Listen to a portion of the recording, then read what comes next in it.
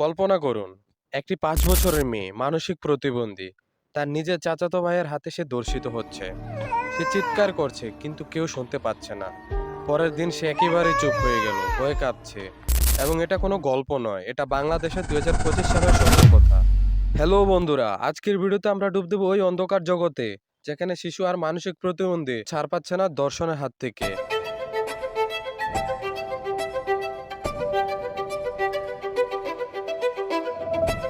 শুরু করি সংখ্যা দিয়ে, যা আপনার রাতের ঘুম উড়িয়ে দেবে। 2025-এর প্রথম 7 মাসেই শিশু ধর্ষণ 75% হারে বেড়েছে, যার মধ্যে 49টাই ছিল একেবারেই শিশু, 6 বছরের মধ্যে। 7 বছর বয়সী এক শিশু ধর্ষণের 18 মাস বয়সী এক শিশুকে ধর্ষণের অভিযোগ উঠেছে। 10 বছর বয়সী এক শিশুকে বাসায় ডেকে ধর্ষণের অভিযোগ উঠেছে। প্রথম 3 মাসে 42টি কেস, যাকে বলে 87% মাইনর। মানসিক প্রতিবন্ধী শিশুরা তারা তো 3 থেকে 4 গুণ বেশি ঝুঁকিতে আছে, কারণ তারা প্রতিরোধ করতে পারে না এবং অপরাধীরা হয় প্রায় তাদের পরিচিত, পরিবারের কেউ বা শিক্ষক।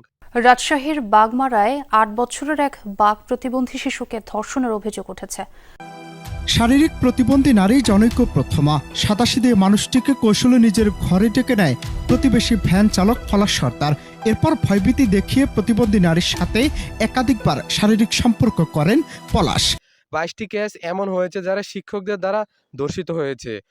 নাটোরে এসএসসি পরীক্ষার্থীকে অপহরণ ও ধর্ষণ মামলায় দুটি আলাদা ধারায় বিদ্যালয়টির প্রধান শিক্ষককে যথাক্রমে 14 বছর ও যাবজ্জীবন কারাদণ্ড দিয়েছেন আদালত। ইউনিসেফের রিপোর্ট অনুযায়ী বাংলাদেশ 188টি মেয়ে 18 বছর আগে ধর্ষিত হয়। প্রতি বছর ধর্ষণের কারণে মেয়েদের মৃত্যুর হার হচ্ছে 321টা।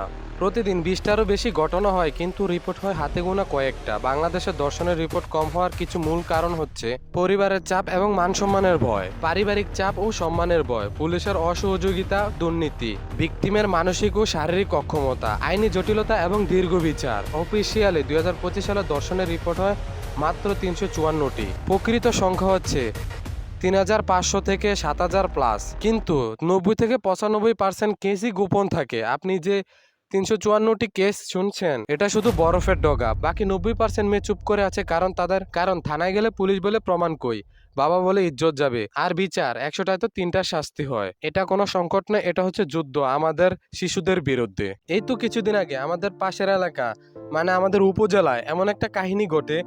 কোনো এক মধ্যরাতে কোনো এক নরপিশাচ এক প্রতিবন্ধী মেয়েকে ধর্ষণ করে। মেয়েটি সবার কাছে পরিচিত ছিল বান্ধবী নামে।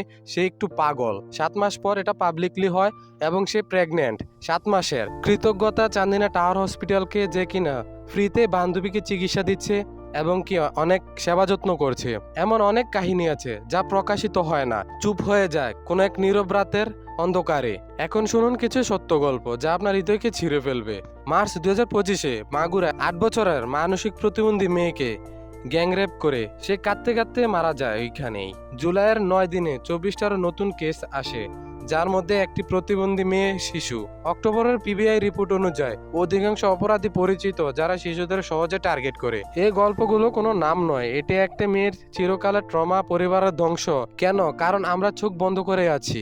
বন্ধুরা, এই আতঙ্ক আর এই কষ্ট আমাদের পরিবর্তন করুক। শিশু আর প্রতিবন্ধীদের রক্ষা করুন, রিপোর্ট করুন, শেয়ার করুন, চাপ দিন, কল করুন 109। লাইক, কমেন্ট, সাবস্ক্রাইব এবং বলুন আমি চুপ থাকবো না। Thanks for watching. নতুন ভিডিওর জন্য অপেক্ষা করুন। ততক্ষণ পর্যন্ত ভালো থাকবেন, সুস্থ থাকবেন। আল্লাহ হাফেজ।